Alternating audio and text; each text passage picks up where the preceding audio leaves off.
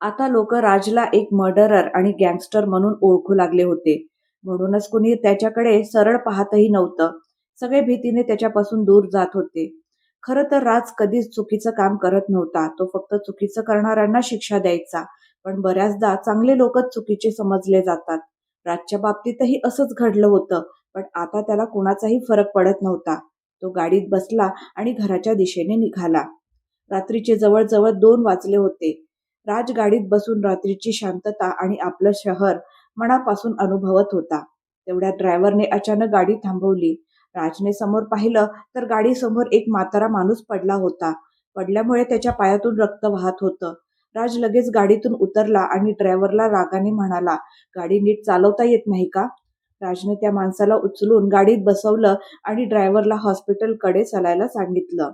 ड्रायव्हरने गाडी हॉस्पिटलच्या दिशेने वळवली.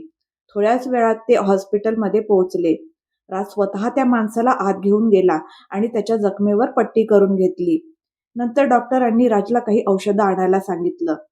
राज त्या म्हाताऱ्या माणसाला तिथेच थांबवून औषध घ्यायला गेला. तेवढ्यात राजचा ड्रायव्हर आला आणि म्हणाला, "सर, मला द्या, मी आणतो. चूक माझीच होती, मीच जातो." राजने काही न बोलता ड्रायव्हरच्या हातात चिठ्ठी दिली आणि परत आला. राज त्या म्हाताऱ्या माणसाला घेऊन जात असताना एक नर्स धावत आली आणि डॉक्टरांना म्हणाली, "सर, त्या पेशंटचा श्वास थांबत चाललाय." डॉक्टर लगेच राजच्या पुढे पुढे चालत एका वॉर्डमध्ये गेले. तेवढ्यात ड्रायव्हर औषध घेऊन आला आणि त्या म्हाताऱ्या माणसाला घेऊन निघून गेला. राज त्या वॉर्ड समोरून जात होता, जिथे थोड्या वेळापूर्वी डॉक्टर गेले होते. राजची नजर नकळत तिकडे वळली आणि त्याचं काळीज धडधडायला लागलं. तो वॉर्डचं दार उघडून आत गेला. आत त्याने पाहिलं, आकृती मोठे मोठे श्वास घेत होती आणि डॉक्टर तिला स्थिर करण्याचा प्रयत्न करत होते. तो तिथेच दगडासारखा उभा राहिला. तेवढ्यात एका नर्सने त्याला पाहून ओरडत म्हटलं, "तुम्ही इथे काय करताय? बाहेर जा. इथे कुणालाही आत येण्याची परवानगी नाही." राज हलला नाही. तेव्हा डॉक्टर म्हणाले, "सर, प्लीज बाहेर वाट पहा." राज बाहेर येऊन उभा राहिला. तेवढ्यात रुचिका, भरत आणि बाकी सगळे तिथे आले. राजला पाहून सगळेच चकित झाले. राजने रुचिकाला आकृतीबद्दल विचारलं. रुचिका चिडून म्हणाली, "का? सोडून जाताना आठवण आली नव्हती का?" असं बोलून ती दुसऱ्या बाजूला निघून गेली. तेव्हा रीनाने राजला बाजूला नेलं आणि हळू आवाजात म्हणाली, "राज, आकृती गेल्या 1 वर्षापासून कोमामध्ये आहे." राजला असं वाटलं जणू त्याच्या कानांनी ऐकणंच बंद केलं आहे. रीना काहीतरी बोलत होती, पण राजच्या कानात फक्त एकच वाक्य घुमत होतं, "आकृती 1 वर्षापासून कोमामध्ये आहे." रीनाने राजची अशी अवस्था पाहून त्याच्या खांद्यावर हात ठेवला आणि म्हणाली, "ऐकतोयस ना राज?" राज भानावर येत म्हणाला, "हो हो." ती पुढे म्हणाली, "ज्या दिवशी तू गेलास त्याच दिवशी आकृतीची तब्येत अचानक बिघडली. त्यानंतर ती ना उठली ना कुणाशी बोलली. मी भरतला सांगितलं होतं की तुला सगळं कळव, पण तो म्हणाला आता तिला तुझी गरज नाही. तोच तिची काळजी घेईल. मी तुला शोधण्याचा खूप प्रयत्न केला, पण कुणालाच माहित नव्हतं की तू कुठे आहेस आणि आत्ता जाऊन तुझा पत्ता लागला. आणि बघ ना, तू येताच आकृतीही थोडी ऍक्टिव्ह झाली." राज आणि रीनाचं बोलणं सुरू असतानाच डॉक्टर बाहेर येऊन म्हणाले, "ती अजूनही कोमामध्येच आहे, पण आत्ता अचानक असं काय झालं ते मलाही समजत नाहीये. सध्या तिची परिस्थिती स्थिर आहे, जशी गेल्या 1 वर्षापासून होती तशीच. बाकी सगळ्या रिपोर्ट्स आल्यावरच खरं कारण कळेल." डॉक्टर निघून जात असतानाच राज थोड्या कडक आवाजात म्हणाला, "डॉक्टर, आता मी तिला भेटू शकतो का?" डॉक्टर हलकसं हसत म्हणाले, "जर ती तुमच्याशी बोलायला तयार असेल तर जरूर जा. बाकी गेल्या 1 वर्षात ती कुणाशीच बोललेली नाही, तरी सुद्धा तुम्ही प्रयत्न करून बघा." राज कुणाकडेही न पाहता थेट आकृतीजवळ गेला. त्याने तिचा हात आपल्या हातात घेतला आणि बाजूला ठेवलेल्या खुर्चीवर बसला. आकृती खूपच अशक्त झाली होती. ते पाहून राजचं काळीज भरून आलं. तो म्हणाला, "उठ आकृती, खूप झोप झाली. आता हे सगळं संपव. बाहेर बघ, सगळे तुझी वाट पाहत आहेत. 1 वर्ष झालं तू सगळ्यांना त्रास देऊन ठेवलायस. आता बस, चल उठ." आकृतीने काहीच प्रतिक्रिया दिली नाही. राज तिच्या चेहऱ्याजवळ झुकून म्हणाला, "खूप मजाक झाला यार. उठ ना माझी आकू." आकृती अजूनही शांतच होती. राज पुन्हा म्हणाला, "बघ, तू उठली नाहीस ना तर मी तुला उचलून खूप लांब घेऊन जाईन. तू रडशील तरी तुझ्या मित्रांनाही भेटू देणार नाही." राज पुन्हा एकदा हरला. आकृती नाही उठली. हताश होऊन राज म्हणाला, "ठीक आहे, नको उठूस. मी परत जातो. आता कधीच येणार नाही. कधीही नाही." राज उठून जायला वळलाच होता. तेवढ्यात आकृतीने त्याचा हात पकडला. तो अचंबित होऊन आकृतीकडे पाहू लागला. आकृती स्वतःच उठून बसली आणि द्वेषाने म्हणाली, का आलास तू इथे? राज काहीच बोलला नाही. त्याने आकृतीचा चेहरा आपल्या हातात घेतला आणि डोळ्यात पाणी आणून म्हणाला, तू ठीक झालीस? राजचा आनंद गगनात मावेनासा झाला, पण पुढे काय होणार आहे याची त्याने कल्पनाही केली नव्हती. आकृतीने त्याचा हात झटकला आणि म्हणाली, काय म्हणाला होतास तू की मी लग्न करून घ्यावं? असं म्हणून ती हसू लागली आणि भरतकडे बघून म्हणाली, भैया माझ्यासाठी मुलगा शोधा आत्ताच, कसाही चालेल, पण आता मी लग्न करणार. भरत पुढे येत म्हणाला, आकृती पण. आकृती त्याला मध्येच थांबवत कठोर आवाजात म्हणाली, तुम्ही माझे भाऊ आहात ना, मग भावाचं कर्तव्य निभवा आणि लग्नाची तयारी करा. भरत काही बोलणार इतक्यात आकृती जोरात ओरडली, मी म्हंटल ना, जा. भरत तिथून उलट्या पावलांनी निघून गेला. मग आकृती रुचिकाकडे वळून म्हणाली, मिस रुचिका, तूही प्रणव सोबत निघून जा. माझ्या लग्नाला येऊ नको आणि कधीही माझ्या समोर येऊ नकोस. आता जाऊ शकतेस तू. रुचिका काही बोलणार होती, पण आकृतीने तिला द्वेषाने पाहिलं. रुचिका मागे सरकत तिथून निघून गेली. मग आकृती सिया आणि रीनाकडे पाहून म्हणाली, तुम्ही दोघी सुद्धा आता कधीही माझ्या समोर येऊ नका. जा इथून. त्या दोघीही निघून गेल्या. आकृती बेडवरून खाली उतरली आणि राज जवळ येऊन त्याच्या डोळ्यात डोळे घालून म्हणाली, आज मला कळलं, लोक त्या व्यक्तीची कदर करत नाहीत जे त्यांच्यावर खरंच प्रेम करतात. ते त्यांची कदर करतात ज्यांना त्यांच्या आयुष्यात काही स्थान नसतं. तू माझ्या भावासाठी आणि माझ्या मित्रांसाठी मला सोडलंस. मग ती कडवट हसत म्हणाली, जा राज, निघून जा. मी अजून काही बोलण्याआधी प्लीज निघून जा. राजने मागून आकृतीला मिठी मारली आणि म्हणाला, सॉरी आकू, मला तुला सोडून जायला नको होतं. I am sorry. आकृती राजपासून दूर झाली आणि म्हणाली, अरे तू सॉरी का बोलतोय? मी तर तेच करत आहे जे तू मला सांगितलं होतं आणि पुढेही तेच करणार आहे. असं म्हणत ती तिथून निघून गेली आणि राज तिला पाहतच राहिला. आकृतीने स्वतःहून सगळ्यांना स्वतःपासून दूर केलं होतं. त्यानंतर तिच्या आई वडिलांनी तिचं लग्न अभयशी लावून दिलं. अभय आकृतीचा भूतकाळ वाचत होता. त्याला कळत नव्हतं की यावर काय प्रतिक्रिया द्यावी. तो विचार करत होता, चूक नेमकी कोणाची होती, राजची, आकृतीची की भरतची. त्याने आकृतीकडे पाहिलं. तिचे डोळे मिटलेले होते. अभय तिला पाहतच राहिला. तेवढ्यात आकृतीने कूच बदलली. तेव्हा अभयला कळलं की ती अजून झोपली नाहीये, फक्त शांतपणे पडून आहे. कथा अजून पूर्ण झालेली नव्हती, म्हणून अभयने पुढे वाचायला सुरुवात केली. अभय, तू विचार करत असशील की चुकीचा कोण आहे, पण खरं सांगायचं तर कुणीही चुकीचं नव्हतं. सगळेच आपापल्या जागी बरोबर होते आणि बऱ्याचदा असंच होतं, जिथे सगळेच बरोबर असतात तिथेच अंतर निर्माण होतं. असो, अजून राजचे बरेच राज उलगडायचे आहेत. ते तुला कळतील, पण मी ते तुला सांगणार नाही. तुलाच ते शोधावे लागतील. इतकंच सांगतो की आकृतीचं तुझ्याशी लग्न लावून देणं हाही माझाच निर्णय होता. तुला वाटत असेल की हे कसं शक्य आहे, तर एवढंच समज, मी कायम माझ्या आकृती सोबतच राहणार आहे. फक्त कुणाला दिसणार नाही. एकदा मी तिच्यापासून दूर जाऊन पाहिलं आहे. मी तिच्यापासून दूर राहू शकत नाही, पण तिच्या अगदी जवळही राहू शकत नाही. म्हणूनच आता माझ्या आयुष्याचं एकमेव ध्येय आहे, आकृतीला आनंदी ठेवणं आणि तिला सुरक्षित ठेवणं. मी कायम तिच्या आसपासच असेन. मला हेही माहीत आहे की तू तिच्यावर प्रेम करतोस. पण अभय, आकृतीला एका मित्राची गरज आहे, रिहान सारख्या मित्राची. तू तिला पतीसारखं नाही तर मित्रासारखं वागव. तिच्याशी बोल. तिला बोलायची इच्छा नसेल तरी तिच्या जवळ राहा. थोड्याच काळात ती तुझ्याशी मोकळेपणाने बोलेल. फक्त तिला नेहमी आनंदी ठेव. राज सूर्यवंशी. अभयने लॅपटॉप बंद केला आणि खोली बाहेर आला. तो सरळ टेरेसवर गेला आणि डोकं धरून बसला. काही वेळ तो तिथेच बसून राहिला. तो मोकळ्या आकाशाकडे पाहत होता. आकृतीची कहाणी त्याच्या डोळ्यासमोर एखाद्या रील सारखी चालू होती. आकृतीचं हसणं, बोलणं, थोडी शरारत, कधी रागवणं, कधी स्वतः समजून घेणं आणि मग रिहान, रितू आणि रामचा मृत्यू. अभय वर पाहत होता. त्याच्या डोळ्यातून अश्रू ओघळू लागले. त्याने डोळे मिटले तर काही थेंब त्याच्या हातावर पडले. हाताकडे पाहून तो स्वतःशीच म्हणाला, मी रडतोय? मला माहित नाही मी का रडतोय. आजपर्यंत आयुष्यात कधी हार मानली नाही, कधी रडलो नाही, पण आज. अभय वेदनेत हसला. तो खूप वेळ तिथेच बसून राहिला. बघता बघता पहाटेचे 4 वाजले. अभय शून्यात हरवून बसला होता. तेवढ्यात कुणीतरी त्याच्या खांद्यावर हात ठेवला. अभयने मागे वळून पाहिलं तर कैलासजी उभे होते आणि आश्चर्याने त्याच्याकडे पाहत होते. रडल्यामुळे अभयचे डोळे लाल झाले होते. कैलासजी त्याच्या शेजारी बसले आणि म्हणाले, काही लोकांच्या आयुष्याच्या कथा अशा असतात की त्या ऐकून किंवा वाचूनच आपल्याला रडू येतं. आता विचार कर, आपण फक्त ऐकून रडतोय, पण ज्याच्यासोबत हे सगळं घडलं तो माणूस किती कोसळला असेल. अभय आश्चर्याने आपल्या बाबांकडे पाहू लागला आणि म्हणाला, "बाबा, तुम्हाला हे सगळं आधीपासून माहीत होतं?"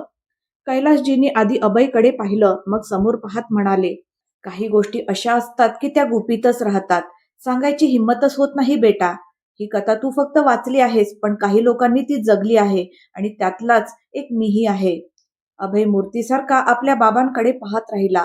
तेव्हा कैलासजी पुढे म्हणाले, "एवढंच समज, तुला तुझं प्रेम मिळालं कारण ते तुझ्या नशिबात होतं आणि त्यांना मिळालं नाही कारण ते त्यांच्या नशिबात नव्हतं." अभय म्हणाला, "बाबा, असं कोड्यात बोलू नका. सरळ सांगा, तुम्हाला हे सगळं कसं माहीत?" कैलासजी म्हणाले, "मी आणि राज सूर्यवंशी एकेकाळी बिझनेस पार्टनर होतो. बस, म्हणूनच मला सगळं माहीत आहे."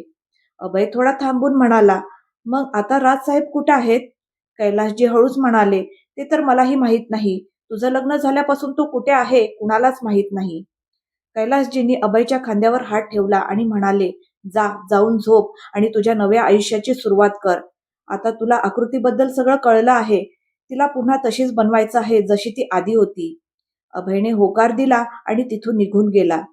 कैलासजी वर पाहत म्हणाले, "देवा, माझ्या मुलाला मदत कर, त्याला आनंदी ठेव." मित्रांनो, कैलासजी म्हणजेच मिस्टर खुराना, जे राजला कॅनडामध्ये त्या पार्टीत भेटले होते, ज्यांना तो आपल्या वडिलांसारखं मानायचा.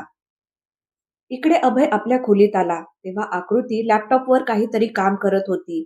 अभय आश्चर्याने म्हणाला, "इतक्या लवकर उठलीस? वेळ पाहिलीस का? सकाळचे 5 वाजलेत आणि तू काम करतेस?" आकृतीने निर्विकारपणे उत्तर दिलं, "मला झोप येत नाही. रात्रभर कूस बदलत बसण्यापेक्षा काम केलेलं बरं. आणि तसंही तुम्ही तर पूर्ण रात्र झोपलेले नाहीत, त्यामुळे तुम्ही मला काही बोलू शकत नाही." अभय मनातल्या मनात हसला आणि स्वतःशीच म्हणाला, "हीच ती आकृती आहे. कुठलाही अहंकार नाही. मला ओरडली सुद्धा, पण वाईट वाटलंच नाही." अभय आकृतीकडे पाहत विचार करू लागला, "बस, आता खूप झालं. आता मी तुला ते आयुष्य देणार आहे जे तुला मिळायला हवं होतं. मी ते करणार आहे जे कदाचित कुणीही आपल्या प्रेमासाठी केलं नसेल. I promise you my love that I will change your life and I promise to my self I love you always but I can't force you." Abhay आकृतीकडे पाहतच राहिला. आकृतीने नजर वर करून त्याच्याकडे पाहिलं आणि इशाऱ्याने विचारलं, "काय?" अभयने नकारार्थी मान हलवली आणि जाऊन झोपला. तो सकाळी 10 वाजेपर्यंत झोपलेलाच होता. तेव्हा गौरीजी त्याच्या खोलीत आल्या आणि अभयच्या डोक्यावर हात ठेवून त्याची तब्येत ठीक आहे ना ते पाहू लागल्या. डोक्यावरून हात काढत ते म्हणाल्या, "डोकं तर गरम नाहीये, मग आज इतका उशिरापर्यंत कसा झोपलाय?" अभयला हलवत त्या म्हणाल्या, "अभय, उठणार नाहीस का? आकृती ऑफिसला जाण्यासाठी तुझी वाट पाहते." अभय झोपेतच कूस बदलत म्हणाला, "मग तुम्ही काय एवढ्या काळजी करत आहात आई? आकृतीलाच पाठवा मला उठवायला."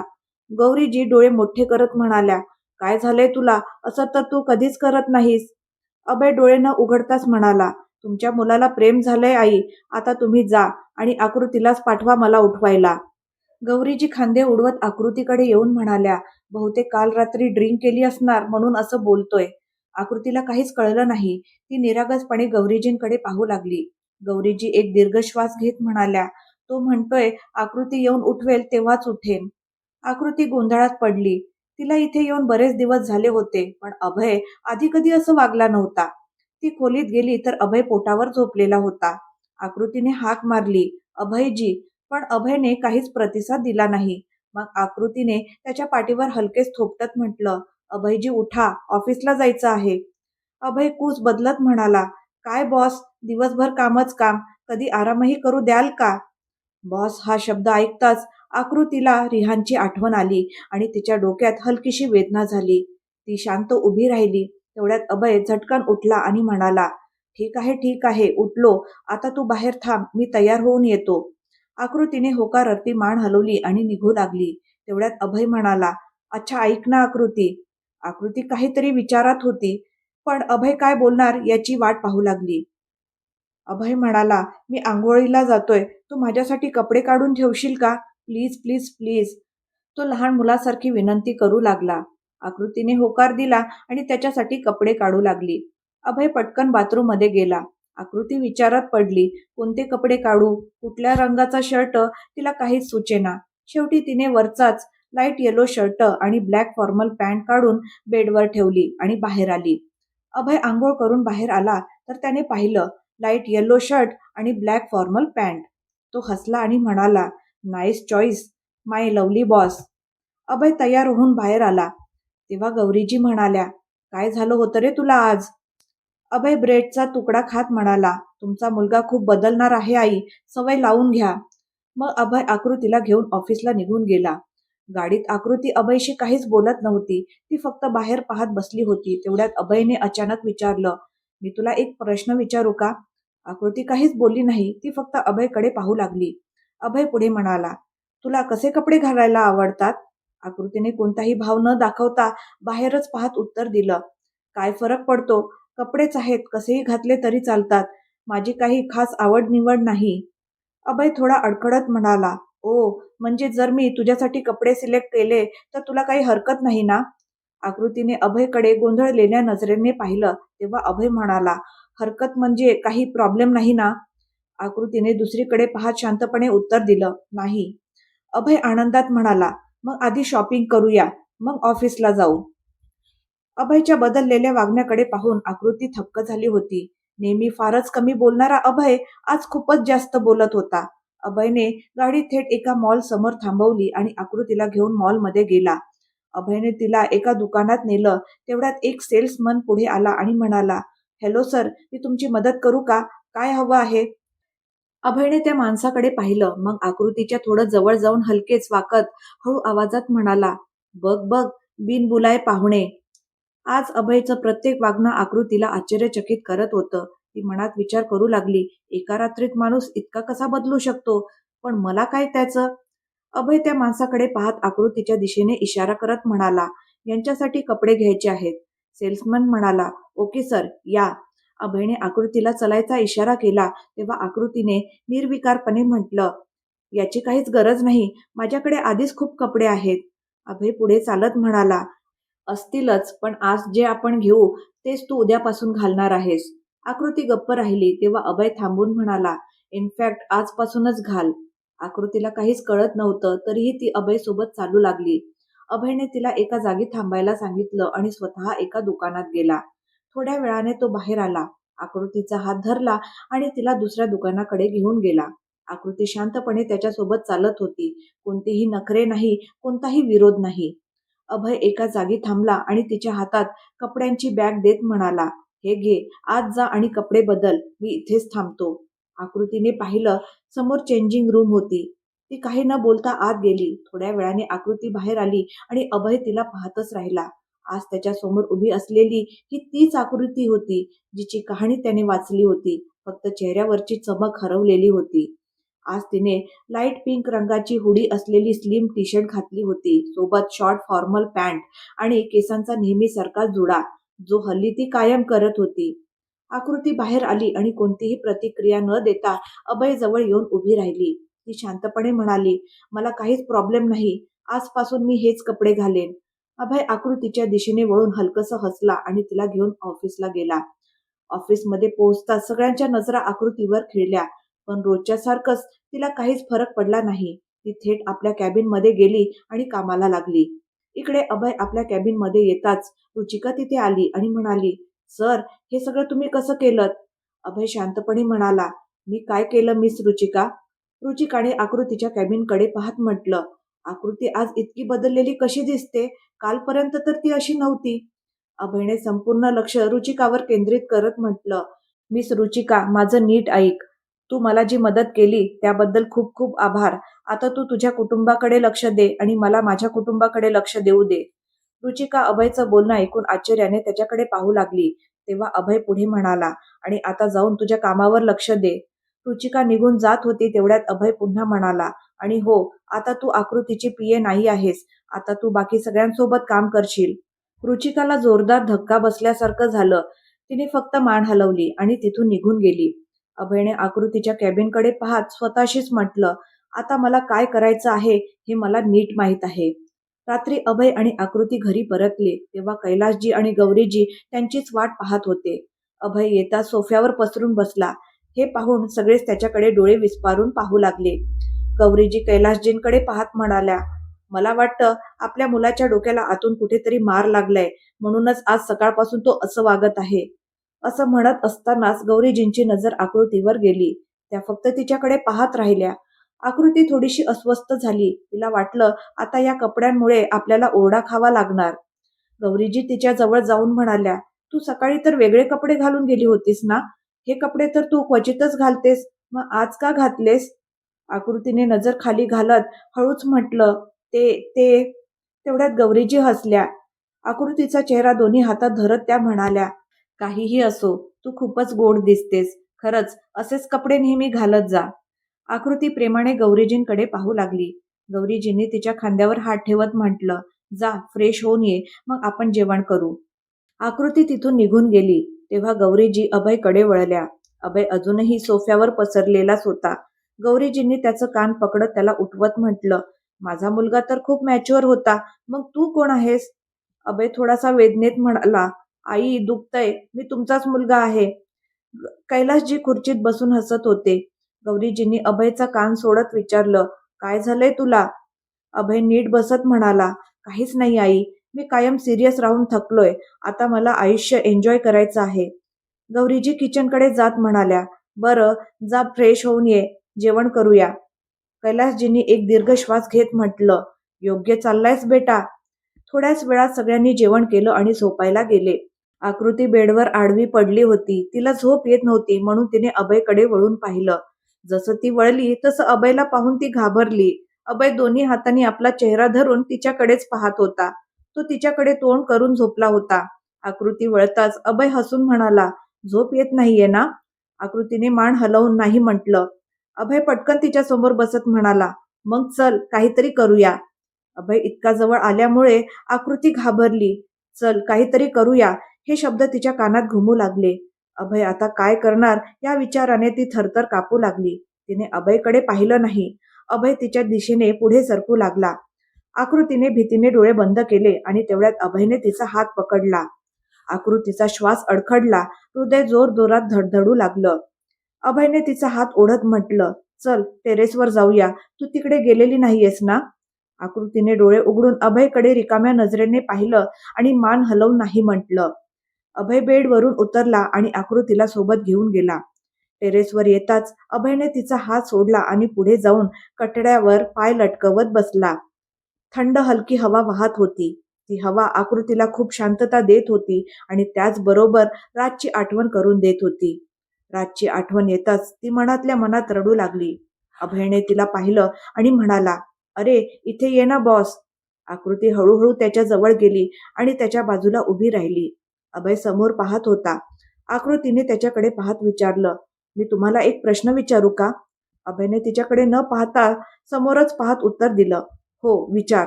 आकृती थोडंसं हसली आणि मग म्हणाली, "तुम्ही मला बॉस का म्हणता?" अभयने निर्विकारपणे उत्तर दिलं, "कारण मला तुला माझा बॉस बनवायचा आहे." आकृती काहीच बोलली नाही. तीही समोर पाहू लागली. काही वेळाने अभयने तिच्याकडे न पाहता विचारलं, "तू राजला दूर जायला का सांगितलं होतं?" आकृतीने अभयकडे पाहिलं. तो अजूनही समोरच पाहत होता. आकृती काहीच बोलली नाही. तीही समोर पाहत राहिली. अभय म्हणाला, "बॉस, तुला माहित आहे का, प्रेम फार कष्टाने मिळतं आणि ज्याच्या नशिबात नसतं त्यांना ते कधीच मिळत नाही." तो पुढे म्हणाला, "तू कधीतरी स्वतःतून बाहेर पडून पाहायला हवं की जो आपल्यावर प्रेम करत होता तो किती तुटला असेल, जेव्हा आपणच त्याला आपल्या आयुष्यात समोर येऊ नको असं सांगितलं असेल." आकृती आणि अभय दोघंही समोर पाहत बोलत होते. एकमेकांकडे त्यांनी एकदाही पाहिलं नाही. आकृतीने विचारलं, "तुम्हाला कधी प्रेम झालं आहे का?" अभय म्हणाला, "झालं आहे. खूप झालं आहे." आकृतीने पुन्हा विचारलं, "मग तुम्ही त्याच्यापासून दूर का गेलात? त्याच्याशीच लग्न करायला हवं होतं ना?" अभय जोरात हसला आणि म्हणाला, "काय फरक पडतो? तिच्या मनात तर कोणी दुसराच आहे." आकृती, "फरक फक्त एवढाच आहे. कुणाचं प्रेम एकतर्फी असतं तर कुणाचं प्रेम नशिबामुळे मिळतच नाही." अभय शांत झाला. दोघंही बराच वेळ तिथे बसून राहिले आणि परत येऊन झोपले. दुसऱ्या दिवसापासून अभय आणि आकृती पुन्हा ऑफिसला जाऊ लागले. अभय आता तिला आकृती न म्हणता बॉस म्हणू लागला होता. तो नवरा होण्याऐवजी तिचा मित्र होण्याचा प्रयत्न करत होता. अभयमधील हा बदल पाहून सगळेच चकित होते, पण अभय काहीतरी असं करत होता जे कदाचित कुणीच अपेक्षित केलं नव्हतं. आकृतीला आनंदी पाहण्यासाठी अभय स्वतःला बदलत होता. तो अभय न राहता रिहान बनण्याचा प्रयत्न करत होता. आकृतीही आता अभयशी हळूहळू बोलू लागली होती. दोघेही आता मित्रांसारखे राहू लागले होते. भेटूया पुढच्या भागात. आजचा भाग तुम्हाला कसा वाटला कमेंट करून नक्की सांगा. आणि आवडला असेल तर लाईक करा, शेअर करा आणि माझ्या चॅनलला सबस्क्राईब करायला मात्र विसरू नका. धन्यवाद.